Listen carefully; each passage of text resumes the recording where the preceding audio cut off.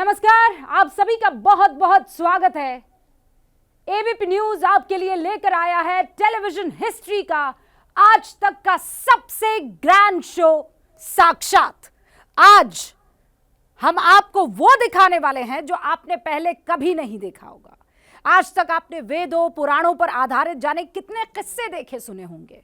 मान्यताओं पर आधारित ऐसे कई चमत्कारों का जिक्र भी आपने सुना होगा, वो जिक्र जिनके प्रमाण होने के दावे आज भी किए जाते हैं।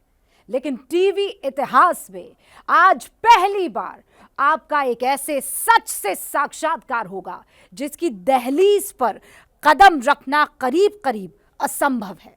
आपको आज जो दिखने वाला है वो आपने पहले कभी नहीं देखा होगा। ये जैसा है वैसा देख पाना भी सबके लिए संभव नहीं है। ये जहां है वहां जाना भी सबके लिए मुमकिन नहीं है। ये कुछ ऐसा है जो कल्पनाओं से भी परे है और इसीलिए ये अविस्मरणीय है, ये अलौकिक है, ये अतुलनीय है। वही अब अपने अस्तित्व में साक्षात है, जिसे आस्था भी मानती है और साइंस भी।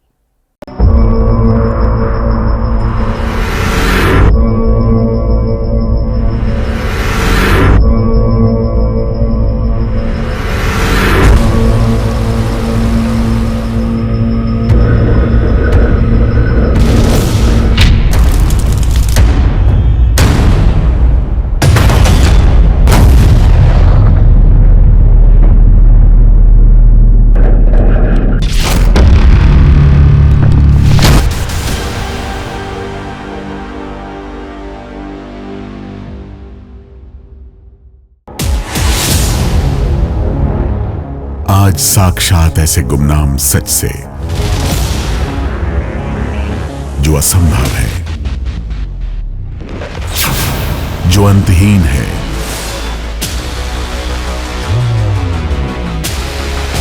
असाध्य है, अदृश्य और अलौकिक है।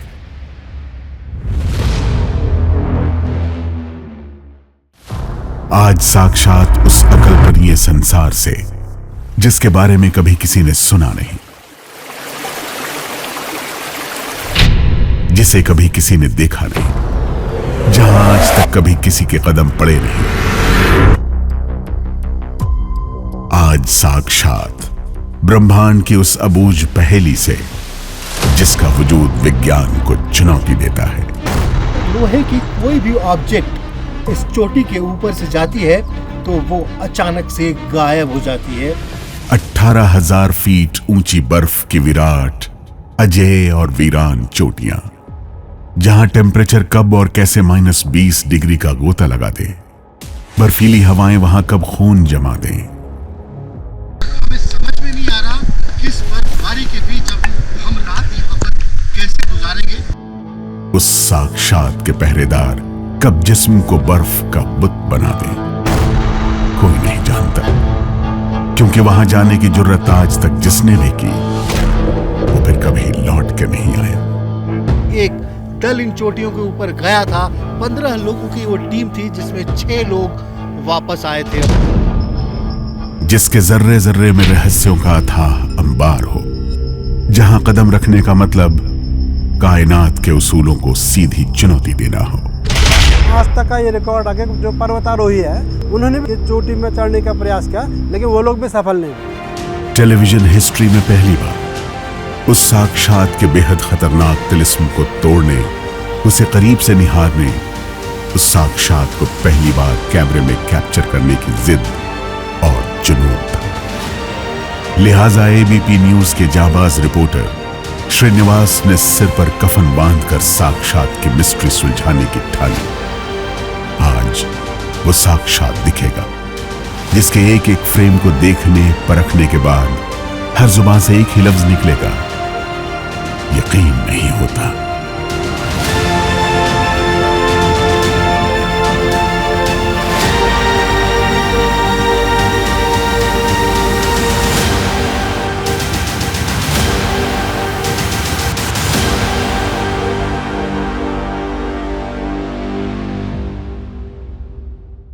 नमस्कार, मैं हूं श्रीनिवास और निकल पड़ा हूं टीम साक्षात के साथ एक ऐसे साक्षात से साक्षात्कार के लिए जो कई मील दूर से आपको दिखाई तो देता है लेकिन अपने पास आने की इजाज़त नहीं देता। कहते हैं वो महादेव का लोक है और वहां आज भी पांडवों की आहट सुनाई देती है। लोगों का तो ये भी कहना है वहां जाना मुश्किल ही नहीं बल्कि नामुमकिन सा है। उस अनदेखे साक्षात की तलाश आसान नहीं थी। दिल्ली की दहलीज छोड़कर द्वापर के उस आखिरी द्वार पर कदम रखना था जिसे गुजरे 5124 साल हो चुके हैं। बड़ी चुनौती यही लंबा काल खंड था जिसमें गोता लगाकर रहस्य लोक की सटीक लोकेशन ट्रेस करनी थी, लेकिन ऐसा कर पाना असंभव था क्योंकि मंजिल के पते के नाम पर हमारे हाथ अगर कुछ था तो सिर्फ सुने सुनाए किस्से, कहानियों और अफसानों का अंबार, यानी पता अफसानों पर आधारित था। पहले पड़ाव के लिए दिल्ली से करीब 529 किलोमीटर लंबा और दुर्गम रास्ता तय करना था। सर चकरा देने वाली भूल भुलैया जैसी अनगिनत पहाड़ियों और सांप सीढ़ी जैसी सकरी सड़कों पर मीलों का सफर तय कर अब वो मंजिल आंखों के सामने थी जिसकी दुर्गम वादियों में साक्षात का पहला पता मिलने की उम्मीद थी। इस वक्त हम तवा घाट में मौजूद हैं, धारचूला मुख्यालय से तकरीबन 18 किलोमीटर दूर। लेकिन हम आपको बता दें जिस जगह पे हम मौजूद हैं ये जगह बहुत ही महत्वपूर्ण है। ठीक हमारे नीचे काली गंगा नदी बह रही है। आप भी कहेंगे कि इसमें खास क्या है, लेकिन खास ये है कि उस नदी के ठीक उस पार वो हिंदुस्तान नहीं, वो नेपाल का इलाका है और ये सीधी सड़क चीन के कब्जे वाले तिब्बत की तरफ जाती है। लेकिन ये साक्षात भी कहीं इसी के आसपास मौजूद है और कहते हैं वहाँ महादेव मौजूद हैं और वो कहीं ना कहीं हमारी सीमाओं की भी रक्षा करते हैं। इसके बारे में भी बताएंगे, लेकिन अभी लगातार उस साक्षात की तलाश। चीन नेपाल की सीमा पर गजब का सन्नाटा था। नीचे बहती विकराल काली गंगा की दहाड़ थी जो मन में सिहरन पैदा कर रही थी, मानो काली गंगा की लहरें हमें वापस दिल्ली लौट जाने का पैगाम दे रही थी। एक मिनट के लिए तो लगा जैसे हमारे इरादे कुदरत भांप चुकी थी। मन में उठते सवालों का ज्वार तब और उलझन की सुनामी जैसा महसूस होने लगा जब साक्षात का जिक्र सुनते ही धारचूला के बाशिंदों से हमें फौरन साक्षात का मुंह त्यागने की पहली चेतावनी मिली। आगे और भी तगड़ी मतलब और भी खतरनाक रास्ता है सर मैं तो कहता हूँ सर अभी तो फ़िलहाल देखो यहाँ पे आसान है, आगे और कठिन होगा सर रास्ता। मैं तो ये कहूँगा सर आपसे, अगर चाह रहे हो तो अपना ध्यान रख के और रास्ता देख के सर, बहुत कठिन रास्ता है। आप खुद देख लोगे सर कितनी कठिनाई झेलनी पड़ेगी आपको वहाँ तक पहुँचने में। मुझे ऐसा लगता है कि आप ना जाओ यहाँ से, क्योंकि जैसे पैदल आएगा मत जाना सर, क्योंकि वहाँ से बहुत डेंजर रास्ता है। मेरे हिसाब से आप मत जाओ। ये नसीहत भर नहीं थी बल्कि लास्ट वार्निंग थी। साफ हो चुका था अगर हम आगे बढ़े तो कुछ भी हो सकता था, हमारी जान भी जा सकती थी। यहां अब भी विकल्प खुला था, या तो हम यहीं सरेंडर करते या उस नामुमकिन को मुमकिन कर दिखाते जैसा आज तक कोई नहीं कर पाया। खैर, कुछ देर की गहरी सांस लेने और मंथन करने के बाद हमने साक्षात का सिर हौसले से झुकाने का फैसला कर लिया। लेकिन चुनौती यह थी कि आगे बढ़ने के लिए खास गाड़ी चाहिए थी। ऐसा ड्राइवर भी चाहिए था जो दरमा वैली के हर दुर्गम रास्तों से अच्छी तरह वाकिफ हो। थोड़ी मशक्कत के बाद सब इंतजाम हो गया। गाड़ी मिल चुकी थी जो बेसाख्ता साक्षात की तरफ बढ़ने लगी। लेकिन जो चेतावनी धारचूला में मिली थी उसका ट्रेलर और दुर्गम होते पहाड़ और सक्रिय होती सड़कें देने लगी। गाड़ी का बैलेंस रत्ती भर भी बिगड़ता तो कुछ भी हो सकता था। अपनी मंजिल की तलाश में हम सुबह तकरीबन 9:30 बजे धारचूला से रवाना हुए थे और इस वक्त दोपहर के 3 बज रहे हैं। हम यहाँ इसलिए रुके हैं कि यहाँ आने के बाद पहली बार हमें उस मंजिल की झलक दिखाई दे रही है। ठीक हमारे पीछे आप बर्फ से ढकी वो चोटियाँ देख रही हैं, ये दारमा वैली है और इन चोटियों को कहते हैं पंचाचूली, और ये साक्षात बहुत दूर से नज़र आने लगता है।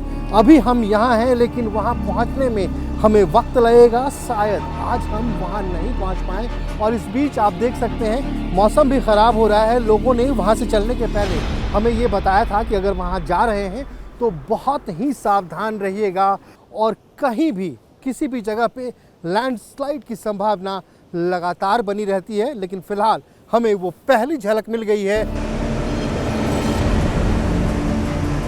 मौसम बिगड़ने लगा था, दारमा वैली की फिजाएं और डरावनी होने लगी थी, लेकिन दूर से ही साक्षात का पहला दीदार हमें हो चुका था। अब सवाल यह था कि क्या वाकई आज भी वहां द्वापर का साक्षात अलौकिक दरबार लगता है। उस साक्षात की तलाश में हम इस वक्त समुद्र तल से तकरीबन 4,500 मीटर की ऊंचाई पर हैं, और आप उसका प्रमाण आप ठीक हमारे बगल में देख सकते हैं। अब इस तरफ 15 से 20 फीट ऊंची बर्फ की दीवार सड़क के दोनों तरफ आपको दिखाई देगी। लेकिन हम आपको बता दें कि हमारी मंजिल अभी भी बहुत दूर है, क्योंकि जिस साक्षात से करना है हमें साक्षात्कार, हमें ये बताया गया है कि उस साक्षात की ऊंचाई समुद्र तल से 6,700 मीटर की ऊंचाई पर है। और इस वक्त हम कहाँ मौजूद हैं? तकरीबन 4,500 मीटर की ऊंचाई पे, और यहीं से आप वो तमाम नज़ारे देख रहे हैं। देखने में बहुत ही खूबसूरत है, लेकिन जैसे जैसे आप आगे बढ़ते जाएंगे ये खूबसूरती आपको डराने लगेगी। उबड़ खाबड़ रास्ते, पसीना छुड़ा देने वाली गहराइयों, खाइयों को फतह कर साक्षात की टीम आखिरकार ऐसी जगह आ पहुंची थी जिसके आगे का सफर हमें पैदल तय करना था। समुद्री तल से 4,500 फीट की ऊंचाई पर वादियां जितनी खूबसूरत लग रही थी, उतनी ही मन में सिहरन भी भर रही थी। इस वक्त हम दारमा वैली के दातू गांव में पहुंच चुके हैं। ये वही जगह है जहां अब हमें अपनी गाड़ी छोड़ देनी पड़ेगी, और यहां से उस साक्षात तक पहुंचने के लिए हमें घने जंगलों, पहाड़ियों से होते हुए आगे की ओर जाना होगा। लेकिन इस वक्त यहाँ के लोगों का कहना है कि अभी आप यहाँ से आगे नहीं जाएं, क्योंकि आगे मौसम ख़राब है। इसलिए बेहतर यही होगा कि आज की रात हम यहीं पे गुजारें। लेकिन सबसे बड़ी बात, ठीक हमारे पीछे लोगों का ये कहना है कि सिर्फ ये चोटियां नहीं, बल्कि ये 5 पांडव हैं, और यहाँ के लोग इन चोटियों को 5 पांडवों के नाम से बुलाते हैं। और मान्यता तो ये भी है कि जब पांडव यहाँ से स्वर्गारोहण पे जा रहे थे, तब उन्होंने आखिरी बार धरती पे चूल्हा यही जलाया था। सुबह से शाम हो चुकी थी, अंधेरा गहराने लगा था, बर्फीली हवाओं का जोर रगों में बहते खून को जमाने लगा था। लिहाजा साक्षात को कैमरे में कैप्चर करने के लिए हमारा सही सलामत रहना जरूरी था। ऐसे में आज की रात हमने दारमा वैली में ही बिताने का फैसला किया। आज धारचूला से पूरी दिन की यात्रा करने के बाद हम पहुंचे दातू गांव में। लेकिन मालूम है मैं आपसे भी क्यों बात कर रहा हूं? अभी वक्त हो रहा है रात के 8 बज के तकरीबन 36 मिनट, और मैं आपको एक चीज़ दिखलाना चाह रहा हूँ। यहाँ देखिए, कुछ दिखा आपको? ये दातू विलेज जहाँ हम रुके हुए हैं, ये दातू विलेज है। और तापमान क्या है? तापमान है -12 डिग्री सेंटीग्रेड। रात 8:30 बजे इन बर्फीली वादियों में टेम्परेचर आपको पता है क्या होता है? -12 डिग्री सेल्सियस, जो रगों में दौड़ते खून को जमाने का मादा रखता है। ऐसी विषम परिस्थितियों में उस साक्षात से लोहा लेने हम निकल पड़े थे, लेकिन अब भी बहुत कुछ धुंधला था। साक्षात को साधने के लिए ऐसी चुनौतियों से सामना होने वाला था जो रूह कपा दे। दूसरा, साक्षात तक पहुंचने का जो रूट था, उसकी ज्योग्राफी ऐसी थी जो कदम कदम पर मौत बनकर सामने खड़ी होने वाली थी। तो क्या रहस्यों और चुनौतियों से भरी उस विराट वैली का तिलिस्म एबीपी न्यूज के जाबाज रिपोर्टर श्रीनिवास तोड़ने में कामयाब रहे? 0 से -16 डिग्री का टॉर्चर दांतू गांव में साक्षात की टीम ने रात भर बर्दाश्त किया, लेकिन यह तो आने वाली चुनौतियों और मुसीबतों का आगाज भर था। अगली सुबह एक बड़ा चैलेंज सीना तान कर सामने खड़ा होने वाला था। दारमा वैली के जिन दुर्गम रास्तों से हमारा वास्ता पड़ने वाला था, उनकी जियोग्राफी ऐसी थी जो कदम कदम पर हमारे हौसले की परीक्षा लेने वाली थी। कल की रात हमने अपनी टीम के साथ दातू गांव में बिताई। मैं आपको बता दूं, हमने कभी सोचा नहीं था कि यहाँ भी सर्दी का सितम कुछ इस तरह का होगा। आधी रात के बाद यहाँ का तापमान 0 से 16 डिग्री नीचे तक था। मैं यहाँ की बात कर रहा हूँ।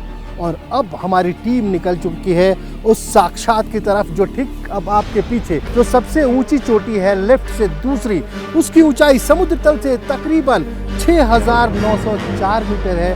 सबसे बड़ी चोटी है, ऑब्वियस सी बात है, लोग युधिष्ठिर ही बुलाते होंगे। आगे आगे चलेंगे, तमाम कहानियां बताएंगे। ये भी कहा गया है कि साक्षात के पास पहुंचने से ये साक्षात अपने होने का साक्षात एहसास करवाता है। तो चलिए। साक्षात की तलाश से पहले दारमा वैली के इतिहास, भूगोल की कंप्लीट रिसर्च जरूरी थी। यह जानना जरूरी था कि अगले पड़ाव में कैसी और कितनी जटिल मुश्किलों से हमारी मुलाकात होने वाली है। इसके लिए दारमा वैली की पहेली सुलझाना उतना ही जरूरी था जितना उसकी ज्योग्राफी को समझना। गहन शोध और ग्राउंड जीरो पर दारमा वैली से जुड़े कुछ सॉलिड फैक्ट्स हमने जुटाए तो पता चला कि दारमा वैली दांतू गांव से शुरू होती है, जो समुद्र तल से 3,470 मीटर की ऊंचाई पर है। दारमा वैली में 12 गांव हैं, जिनमें 1,000 के करीब आबादी है। दारमा वैली में साक्षात तक पहुंचने के लिए 8,000 फीट का ट्रैक था। रास्ते में कई ग्लेशियर पार करने थे। इन ग्लेशियर पर किसी भी वक्त एवलांच आ सकता था, इसीलिए हमें हर कदम पर खबरदार रहने की जरूरत थी। यहां से भी साफ हो चला था कि साक्षात की दहलीज तक पहुंचना चुनौतियों भरा होने वाला था। दारमा वैली की पूरी जानकारी हासिल कर हमारे कदम बेसाख्ता साक्षात की तरफ बढ़ने लगे और तभी दारमा वैली की पहली पहेली कैमरे में कैप्चर हुई। हमने आपको बताया था कि जैसे जैसे हम पंचाचूली की चोटियों के पास पहुंचेंगे वैसे वैसे कई अबूझ पहेलियां हमारे सामने आएंगी। अभी हम तकरीबन 1 घंटे की चढ़ाई कर चुके हैं और लगातार हमारा ध्यान अपनी बाईं तरफ जा रहा है। हमें ये बताया गया कि ये पूरा जंगल भोजपत्र का है। भोजपत्र का नाम तो आपने सुना ही होगा, जिसपे हमारे वेद लिखे गए, हमारे उपनिषद लिखे गए और महाभारत भी उसी भोजपत्र पे लिखा गया था। हम आपको बता दें कि पंचाचूली की चोटियों की दूसरी तरफ जो घाटी है, इस साइड जहां हम मौजूद हैं, ये दारमा घाटी है और इसकी दूसरी तरफ व्यास घाटी है। अब कहानी ये भी बता दूं कि वो घाटी व्यास घाटी क्यों है। बताया ये जाता है कि आज भी वहाँ व्यास मुनि की गुफा है, जिन्होंने महाभारत की रचना की थी। उस वक्त कोई कागज तो था नहीं। साक्षात से जुड़े कथित किस्से कहानियों की एक कड़ी ये भोजपत्र भी थे। दारमा वैली में भोजपत्र के विराट जंगल आंखों के सामने थे। ज्योग्राफी के हिसाब से भोजपत्र के पेड़ यानी हिमालयन बर्च अथाह ऊंचाई वाले इलाकों में ही मिलते हैं, क्योंकि भोजपत्र एक पर्णपाती पेड़ है जिसके लिए मौसम का मिजाज 12 महीने -डिग्री वाला चाहिए। तो क्या ये वही भोजपत्र थे जिनका नाता व्यास वैली की उन कंदराओं से था जहां बैठकर ऋषि वेद व्यास ने कभी महाभारत की रचना की थी? ये भोजपत्र का पेड़ है। हालांकि हमारा बैलेंस बनाने में हमें दिक्कत हो रही है, लेकिन मकसद ये है कि आपको दिखाऊं कि भोजपत्र होता कैसा है। ठीक है, ये देखिए आप,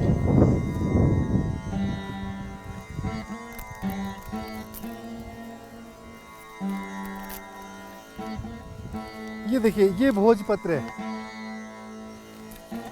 इसी पे लिखे गए हैं हमारे तमाम वेद ग्रंथ और उपनिषद। अभी भी आप म्यूजियम में जाएंगे तो भोजपत्र पे लिखे ऐसे बहुत सारे डॉक्यूमेंट आपको दिख जाएंगे।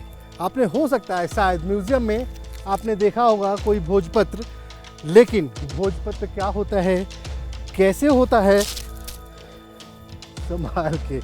भोजपत्र के पेड़ कैसे होते हैं, तो ये तमाम चीज़ें हम आपको दिखा रहे थे। तो ये देखिए थोड़ी सी मुश्किल है क्योंकि बर्फ़ की चादर है हमारे पैरों के नीचे और लगातार हमें फिसलन का सामना करना पड़ रहा है।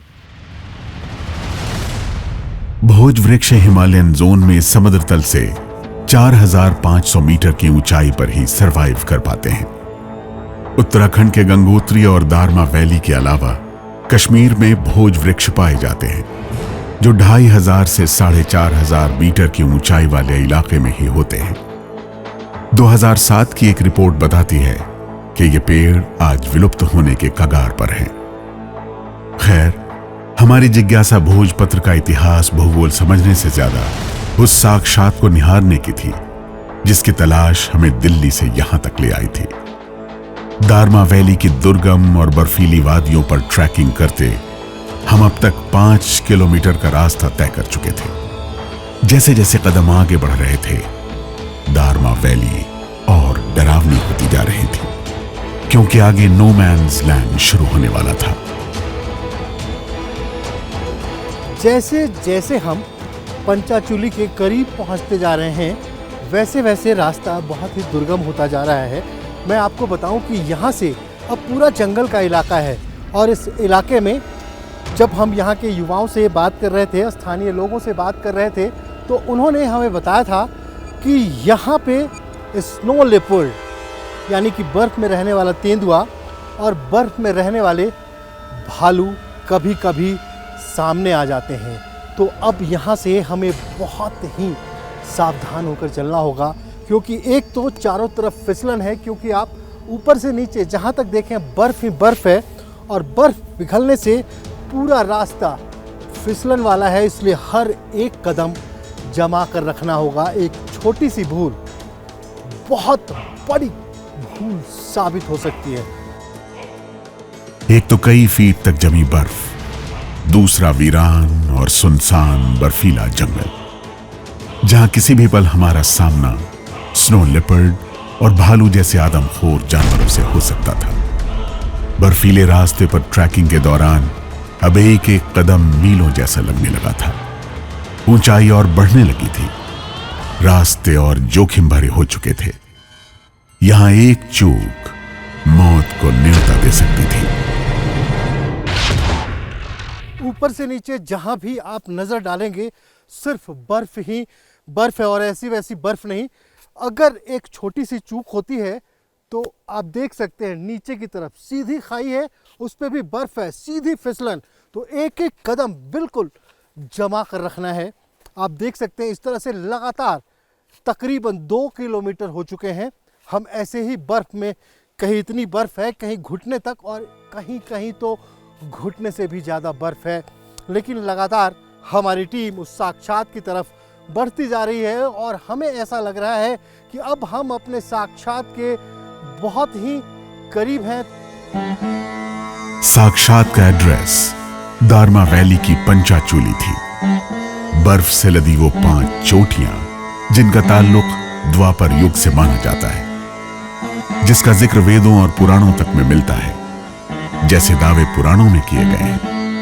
आज उनकी सटीक टेस्टिंग होने वाली थी। बर्फीली डगर पर करीब 6 किलोमीटर का और रास्ता तय करने के बाद वो साक्षात ठीक हमारी आंखों के सामने था, जिसके रहस्यों की गिरह खोलने की जिद और जुनून हमें इन दुर्गम वादियों तक खींच लाया था। ठीक हमारे पीछे पंचाचूली की वो चोटियां हैं जिसके बारे में ये कहा जाता है कि ये वही जगह है जब महाभारत के बाद 5 पांडव स्वर्गारोहण के लिए जा रहे थे और इसी जगह पे उन्होंने अपना आखिरी चूल्हा बनाया था, यानी कि धरती पे अंतिम बार यहीं पे उन्होंने खाना बनाकर खाया था। और आज भी यहाँ के आसपास के लोगों का कहना है कि आपको अभी भी कुछ ऐसा अनुभव होता है कि यहाँ पर कुछ है।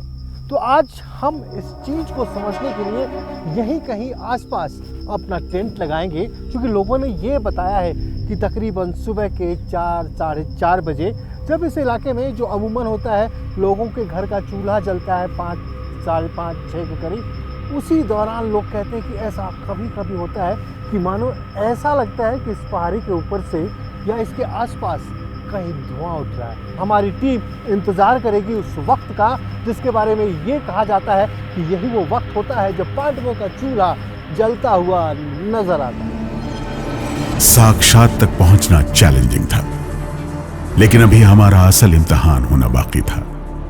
बाकी था पंचाचूली के उस अलौकिक रहस्य से पर्दा उठना जिसके चमत्कार के किस्से आज भी दुनिया के लिए पहेली हैं। लेकिन इसी चमत्कार को कैमरे में कैप्चर करने के लिए टीम साक्षात को रात भर इन्हीं बर्फीली वादियों के बीच रुकना था। तो क्या सुबह होने के साथ ही द्वापर का वो रहस्य हमें दिखने वाला था? इसकी कहानी और भी हैरत अंगेज है।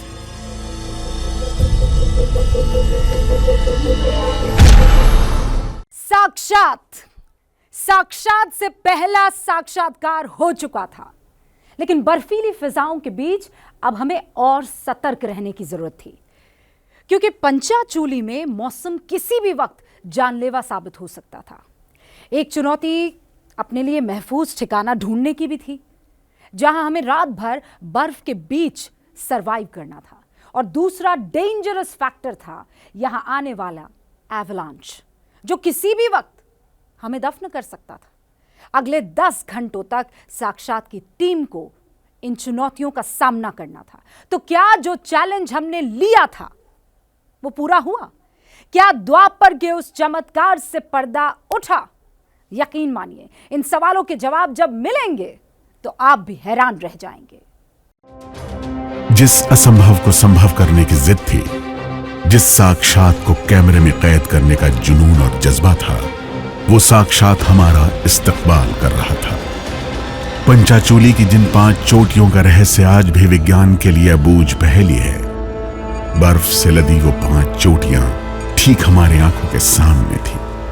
लेकिन साक्षात की हर ज्योग्राफी को समझने और उससे जुड़े द्वापर के तिलिस्म को तोड़ने के लिए हमें आज की रात इन्हीं बर्फीली और वीरान वादियों में गुजारनी थी, क्योंकि पौ फटते ही इन 5 चोटियों पर द्वापर के चमत्कार से साक्षात होने के दावे थे।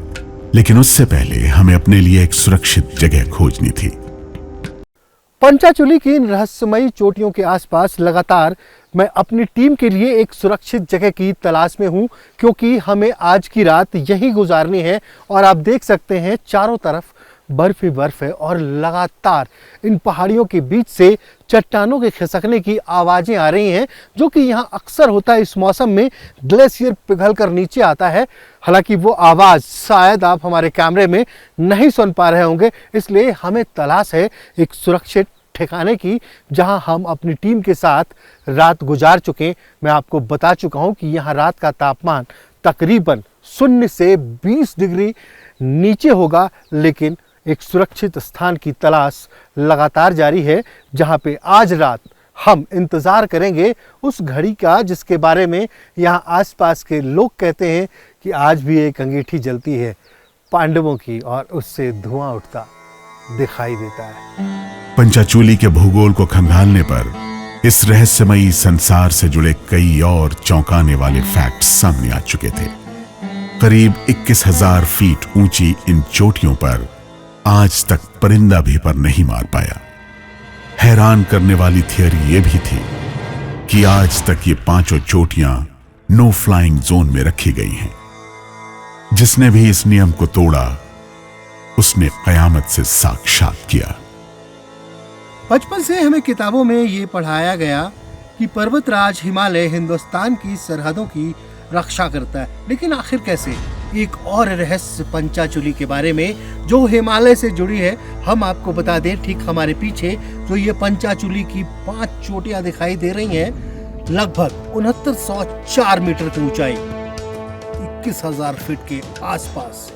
लेकिन इन चोटियों को किसी भी हवाई जहाज, कोई भी हेलीकॉप्टर इसके ऊपर से उड़ान नहीं भर सकती, ये कहा गया है। और आज तक इसे नो फ्लाई जोन घोषित किया गया है, क्योंकि लोग ये बताते हैं कि अगर लोहे की कोई भी ऑब्जेक्ट इस चोटी के ऊपर से जाती है तो वो अचानक से गायब हो जाती है, या तो क्रैश हो जाता है या फिर उसका कुछ पता नहीं चलता। तो एक बात और हिमालय के बारे में, जो इन पंचाचूली की चोटियों में जो रहस्य है कि इसके ऊपर से कोई भी हवाई जहाज, लड़ाकू विमान, कोई ड्रोन इसको पार नहीं कर सकता। जिसने भी ये कोशिश की हो गया गायब। इतिहास के पन्ने खंगालने पर एक और सच सामने आया। साल 1973 में 15 पर्वतारोहियों ने पंचाचुली को फतह करने की कोशिश की थी, लेकिन 15 में से महज 6 लोग ही जिंदा लौटे। उस खौफनाक हादसे के बाद फिर कभी किसी ने पंचाचुली की चोटियों पर कदम रखने की हिमाकत नहीं की, लेकिन हम इसी तिलिस्म को चैलेंज देने की जिद जहन में पाल चुके थे। जो ठीक आप हमारे टीवी स्क्रीन के ऊपर देख रहे हैं, ये धुआं सा उठता हुआ, बेसिकली ये धुआं नहीं है। अभी एक बड़ा लैंडस्लाइड हुआ है इन पंचाचुली की पहाड़ियों में, और आप देख सकते हैं किस तरह से धुआं चारों तरफ दिखाई दे रहा है। और इस तरह के लैंडस्लाइड बहुत ही आम है, इसलिए यही कहा जाता है कि आज तक इन चोटियों को फतेह नहीं किया गया है। अगर ऑन रिकॉर्ड बात की जाए तो सन 1973 में ये बताया जाता है कि एक दल इन चोटियों के ऊपर गया था। 15 लोगों की वो टीम थी, जिसमें 6 लोग वापस आए थे, और उसके बाद आज तक इन चोटियों को कोई भी फतह नहीं कर पाया। पंचाचुली की 5 चोटियों को नो फ्लाइंग जोन में रखे जाने को लेकर वैज्ञानिक दलीलें भी दी जाती हैं। बताया जाता है कि इस एरिया में लोहे के ऑब्जेक्ट से बनी चीजें ध्वस्त हो जाती हैं, इसीलिए इस इलाके में किसी भी प्लेन के उड़ने पर सख्त मनाही है। लिहाजा हमने इस सच को भी हकीकत के तराजू पर तोला। ऑब्जेक्ट के तौर पर साक्षात की टीम ने पंचाचुली की चोटियों पर एक ड्रोन रवाना किया, लेकिन वो बीच में ही क्रैश हो गया। ये सब क्या था? हमारा वहम था या फिर उस साक्षात की अदृश्य शक्ति थी? इसकी कंप्लीट डिटेल हमें लोकल गाइड से ही मिली। और ये पूरा धाम शिवधाम है। यहाँ पर जो बोली भाषा भोलेनाथ ने जो सिखाया है, तो लोकल के जो धारमा व्यास 14 3 घाटियाँ हैं, तो उन घाटियों में लोकल एक अलग ही भाषा रंग भाषा बोला जाता है, जिसको विगत दिनों प्रधानमंत्री जी ने भी अपने मन की बात में जिक्र किया था। तो रंग भाषा हम लोग बोलते हैं, और ये भाषा न तिब्बती लोग समझ सकते हैं, न चाइनीज समझ सकते हैं। सिर्फ इसी घाटी में जो लोग रहते हैं वो लोग आपस में बोलते हैं। यहाँ पूरे इलाके में आध्यात्मिक तौर से हम लोग देखते हैं, और हो सकता है कि लोग साइंटिफिकली भी इसको प्रूव करें, लेकिन आज तक का ये रिकॉर्ड आगे जो पर्वतारोही है, उन्होंने भी पंचाचुली की चोटी में चढ़ने का प्रयास किया, लेकिन वो लोग भी सफल नहीं हुए। और धार्मिक मान्यता भी, और उस इलाके में कोई भी विमान या जो सेना के जो विमान भी उस तरफ में गए, तो वो लोग उस पीक में जाने में सफल नहीं रहे। जैसे दावे थे, जैसा हमने अपनी आंखों से देखा था, वो हमें चौंका रहा था, लेकिन साक्षात को करीब से निहारने की जिद और जुनून अब और प्रबल हो चुका था। दिन ढलने लगा था। पंचाचुली की खूबसूरत वादियां अब डरावनी महसूस होने लगी थी, क्योंकि यहां चारों तरफ सन्नाटे के अलावा अगर कुछ था तो सिर्फ डरावनी हवाओं का शोर था।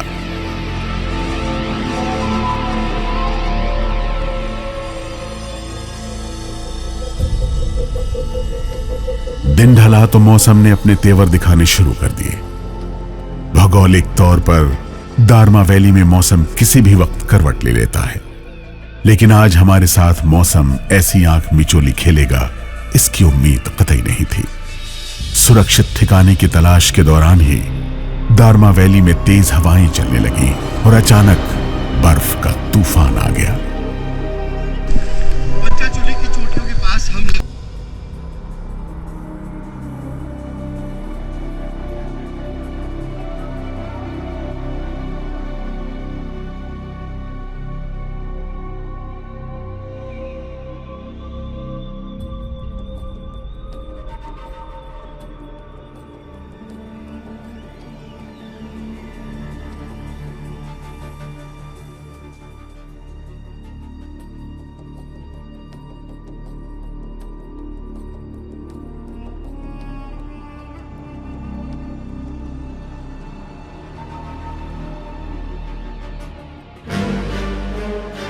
हौसले जितने बुलंद थे, उतनी ही तेजी से दारमा वैली में मौसम बदल चुका था। अब सवाल यह था कि क्या ऐसे बिगड़े मौसम में साक्षात की टीम सरवाइव कर पाएगी? कर पाएगी तो कितनी देर? क्योंकि अभी तो साक्षात से साक्षात्कार में पूरी रात का वक्त बाकी था।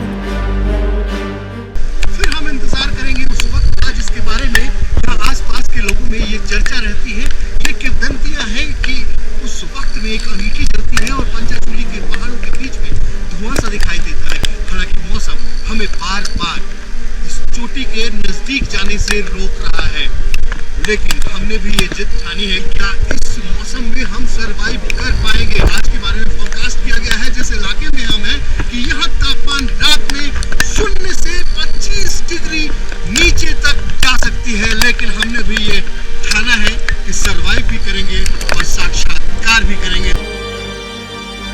मूसलाधार बारिश के बीच हमारे सिर पर सिर्फ एक टेंट था जिसका वजूद बर्फीली हवाओं के आगे तिनके की तरह था।